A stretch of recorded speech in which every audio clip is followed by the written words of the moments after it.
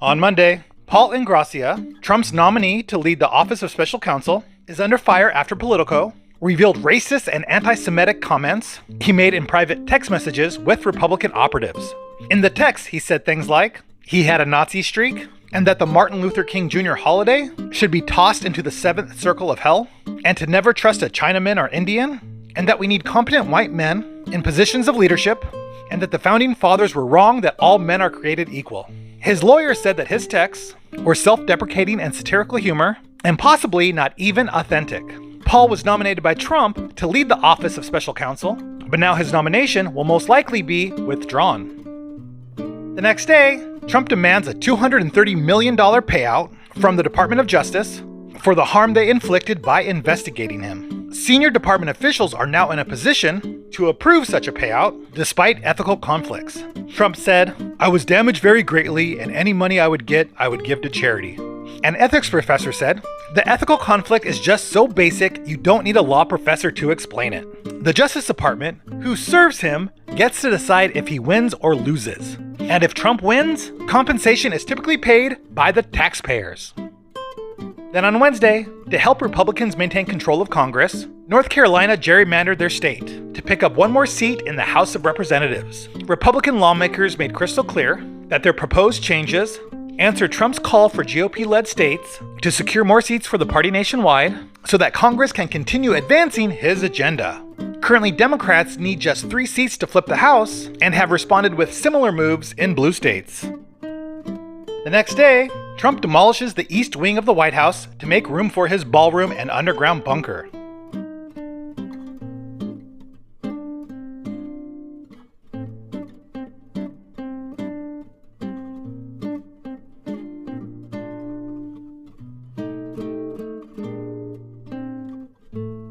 Then on Friday, after Trump called off trade negotiations with Canada, he posted that Canada cheated and got caught. Specifically, he said, Canada fraudulently took a big buy ad, saying President Reagan did not like tariffs, when actually he loved tariffs for our country and its national security. Then in reference to the legal challenges that Trump's tariffs face, he said, Canada is trying to illegally influence the US Supreme Court in one of the most important rulings in the history of our country. Then he thanked the Ronald Reagan Foundation for exposing this fraud. The foundation did say the video was edited and provided a link for anyone who wanted to watch the full 5-minute video, but the main point still remained the same in both videos, which is, in the long run, tariffs are bad for the economy.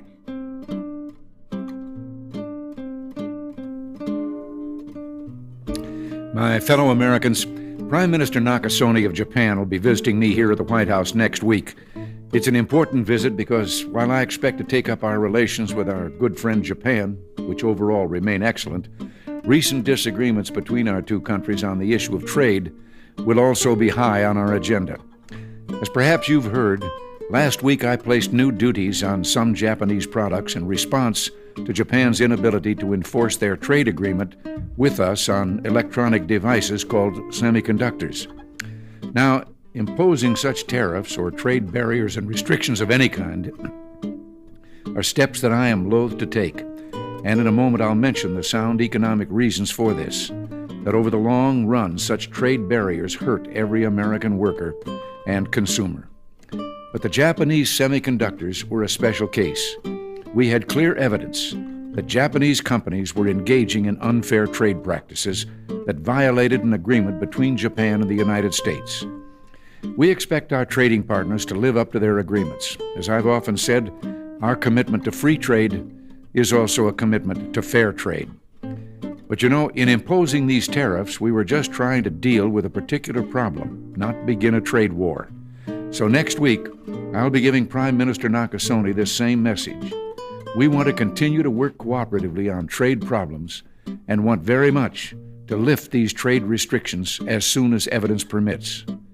We want to do this because we feel both Japan and the United States have an obligation to promote the prosperity and economic development that only free trade can bring.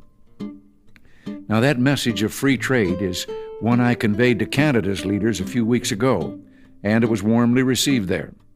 Indeed, throughout the world, there's a growing realization that the way to prosperity for all nations is rejecting protectionist legislation and promoting fair and free competition. Now, there are sound historical reasons for this. For those of us who lived through the Great Depression, the memory of the suffering it caused is deep and searing. And today, many economic analysts and historians argue that high tariff legislation passed back in that period, called the Smoot-Hawley Tariff, greatly deepened the Depression and prevented economic recovery. You see, at first, when someone says, let's impose tariffs on foreign imports, it looks like they're doing the patriotic thing by protecting American products and jobs. And sometimes for a short while it works, but only for a short time. What eventually occurs is, first, homegrown industries start relying on government protection in the form of high tariffs. They stop competing and stop making the innovative management and technological changes they need to succeed in world markets. And then, while all this is going on, something even worse occurs. High tariffs inevitably lead to retaliation by foreign countries and the triggering of fierce trade wars. The result is more and more tariffs, higher and higher trade barriers, and less competition. So soon, because of the prices made artificially high by tariffs that subsidize inefficiency and poor management, people stop buying. Then the worst happens. Markets shrink and collapse, businesses and industries shut down, and millions of people lose their jobs. The memory of all this occurring back in the 30s made me determined when I came to Washington to spare the American people the protectionist legislation that destroys prosperity.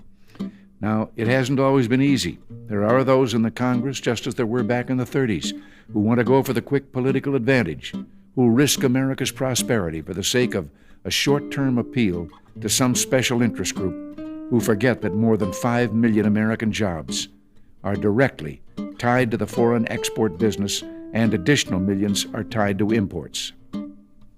Well, I've never forgotten those jobs, and on trade issues, by and large, we've done well. In certain select cases, like the Japanese semiconductors, we've taken steps to stop unfair practices against American products, but we've still maintained our basic long-term commitment to free trade and economic growth. So, with my meeting with Prime Minister Nakasone and the Venice Economic Summit coming up, it's terribly important not to restrict a president's options in such trade dealings with foreign governments. Unfortunately, some in the Congress are trying to do exactly that. I'll keep you informed on this dangerous legislation because it's just another form of protectionism, and I may need your help to stop it. Remember, America's jobs and growth are at stake. Until next week, thanks for listening, and God bless you.